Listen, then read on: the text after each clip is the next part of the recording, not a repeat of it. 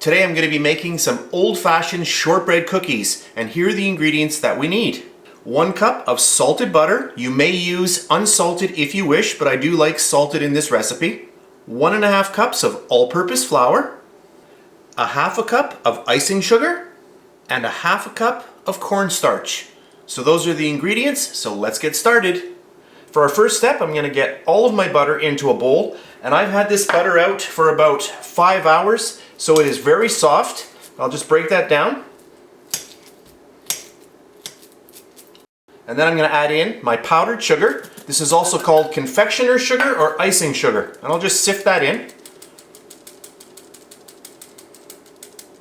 And just push the rest through your sieve. Perfect. Then I'll grab my mixer and we're going to start creaming this together. So we'll just keep breaking this down. And all of a sudden you're going to see it start coming together. Right about now. Okay, that's good, just like that. Then we're going to get our flour in there. And our cornstarch. And if you look at a lot of recipes that go way back, 20, 30, 40, 50 years ago, many of them, almost all of them used cornstarch. And this is why this is an old-fashioned recipe. Let's get all of that in there. Perfect. And then we'll grab our mixer one last time and we'll mix this together.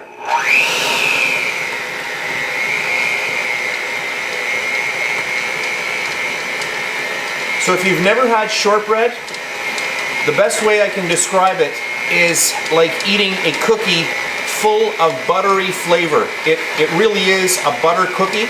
You can only use butter, you can't use margarine, you can't use oil, and it's just an amazing cookie. Once you make this, you'll always love these cookies. So let's slowly get all this together. And the cornstarch in this recipe, what it does is it lowers the protein or the actual gluten that is being formed in this cookie. So it makes for a really nice final product. Some shortbread cookies do not have cornstarch, many of them do. So you should try 2 different recipes and see which one you actually like better in your home. If you wanted to add vanilla to this, you could add vanilla as well. I'm not adding any today, but you could add 1 or 2 teaspoons of vanilla. So once you've been mixing for a while, you're going to see it start clumping up just like this, and that means it's ready to go. So at this point, that's perfect. I don't have to mix it anymore. And I'll just show you how beautiful this dough is. If I just grab some like this, look at this, what happens. You're looking at it and you're saying, oh, this is so dry, but it's not. Look at this. This is the magic of that butter in there. Look at this. Can you see that? It just sticks together. It is beautiful. And it's so moist at this point. Really nice. So I'll get it onto my counter. Oh, it's so nice.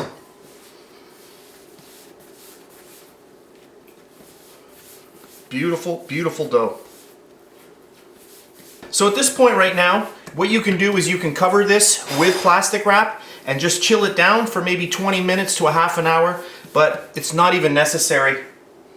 I'm going to grab a little cutter. I'm just going to cut this in half.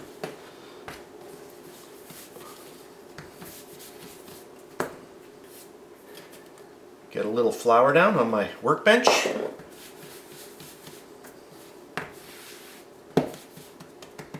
And then we'll just roll this out. And this recipe is really what grandmas used to make. Your grandmother would make a recipe very similar to this with that cornstarch.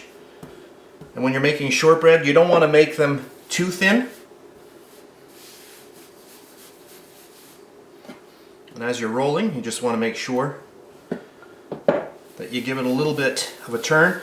And as you're turning, you can push to try to keep that circle nice and round. I've got an offset spatula here, which I love. Just slide it underneath. As it slides underneath, it takes a little bit of that flour and gets that underneath as well. That's how I do it. That's just a suggestion. Okay, I like that thickness right there. So that's about a 1/4 inch, you know, a little bit on the thick side. I like it just like that. I've got a tray here with a little silicone pad, and I'm just going to grab my cookie cutter now. We'll start cutting rounds.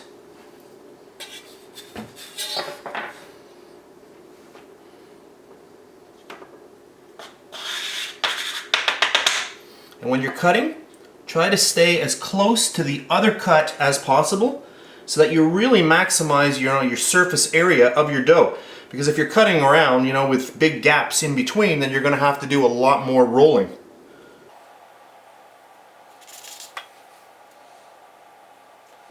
Oh, so nice.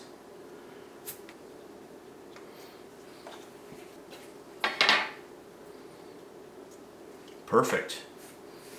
So what I'm going to do now is I will roll out this, I'm going to re-roll this, I'm going to finish all of these up, and I'll come back in a minute. So I have a full tray ready to go. My oven is set to 300 degrees Fahrenheit. I'll bake these off, and then I'm going to finish these off as well, and I'll come back and show you the final product. Alright, my first batch is done. I wasn't going to film this part, but I thought it would be fun just to see. And I did these for a total of 15 minutes at 300 degrees Fahrenheit. So I'm going to get these off, and then I'm going to finish up the rest of them, and then I'll be back again. So I'm back, and I baked my second batch for a total of 15 minutes as well. So the first batch 15 minutes, the second batch 15 minutes, and there we have it. So I have a total of, there were 12 there, 21 cookies here. Now you may get a lot more depending on the size of your actual cookie cutter and how thick that you're actually cutting them.